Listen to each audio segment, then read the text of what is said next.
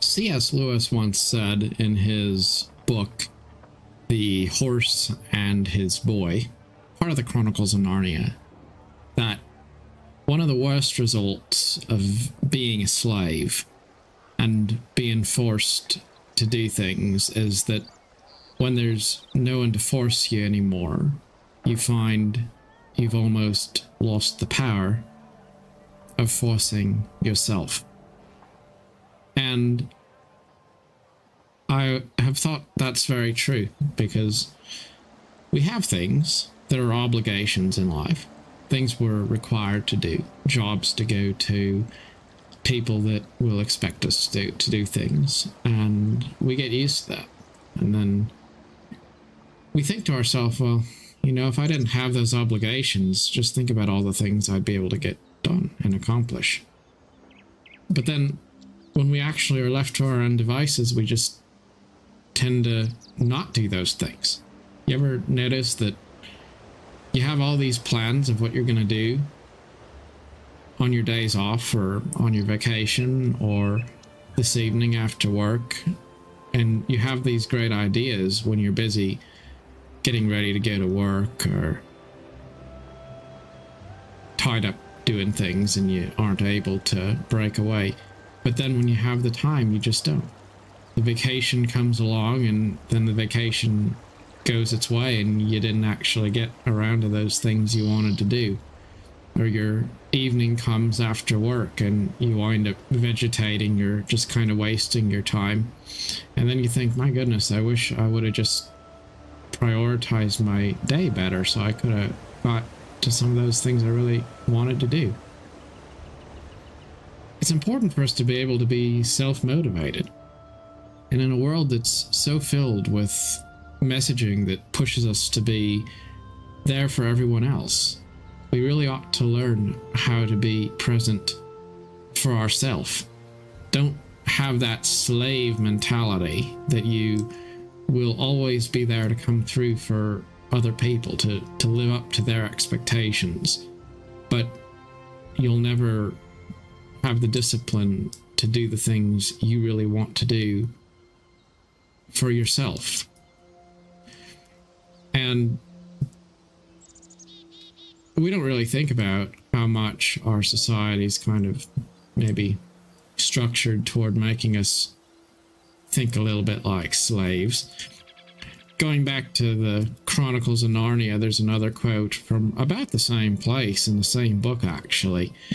And C.S. Lewis goes on to write, if you do one good deed, your reward usually is to be set to do another and harder and better one.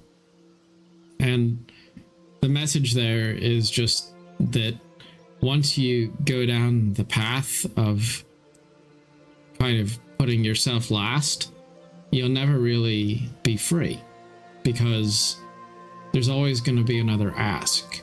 There's never going to be a time when you've given enough of yourself and then others just say, okay, that's good, now you're good, you can do your own thing now. That's not really how it works. You give, and then people come to the realization that you have something to give, and then they ask for more, and the more is never enough. It's like feeding bears, or feed bears at the campsite. They say you shouldn't do that, because if you feed the bears, then they just keep on eating and consuming and coming after you for more, and eventually you don't have any more food left to give them, and then they eat you. So it might seem like a great idea to sacrifice yourself for the greater good, but eventually you have nothing left to sacrifice. And then you just have people still expecting more of you. And it all kind of ties back in with that concept of we're good at knowing what other people want of us, but how good are we at letting go of other people's expectations and then living up to our own standards and priorities in our life? On one hand, maybe we have to learn how to break free from the shackles and chains of other people's influences and expectations.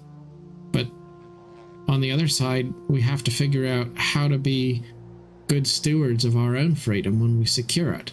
It's not enough to just break out of prison. We also have to learn how to be free. And that leads me to one more closing quote that I want to talk about, also from The Horse and His Boy, same chapter. It goes like this. The character, of course, was a horse in that story. So it says, "You're not quite the great horse you'd come to think from living among poor, dumb horses. It doesn't follow that you'll be anyone special in Narnia. But as long as you know you're nobody special, you'll be a very decent sort of horse on the whole, and taking one thing with another." So we tend to cook up these ideas of ourselves. We see ourselves through the lens of ego. We think that we're better than we really are sometimes, in all the wrong ways. It's chasing after that new career, that new flashy car you can show off to your neighbors with. It's having all the things that you can brag about. It's chasing all the things that people say you ought to chase if you want to be successful. And those things tend to leave you spiritually impoverished. It's always signing up for that new credit card that's always going to keep you under the thumb of debt. It's having this desire to be better than everyone else, and you sell your soul just a little bit at a time so that you can have these things that don't actually give you freedom. They keep you in chains, they keep you in bondage, but they give you the illusion of freedom. And as long as you're chasing those things, you're chasing that image you have of yourself, which is unattainable. You're chasing that thing that will feed and pad your ego. You're stuck in the trap then. Because you're not just trying to have a good life. You're not just trying to be good. You're trying to be special. You're trying to be more special than anyone else. But you're not. You're just an ordinary human being, and that's all right. But until we can learn to find humility, to not try to be more than what we are, to just make the best of what we are, then we're potentially always going to be stuck in the trap of selling our soul in exchange for the promise, the empty promise, which says it can make us more than what we are.